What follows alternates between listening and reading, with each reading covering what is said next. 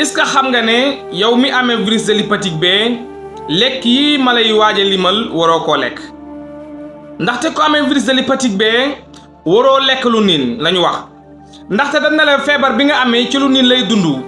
virus bi nag bu demee ba nga xam ne ëpp na doole anticorps yi dafay lekk anticorps yi te bu lekkee anticorps yi dafay attaquer sa foie bi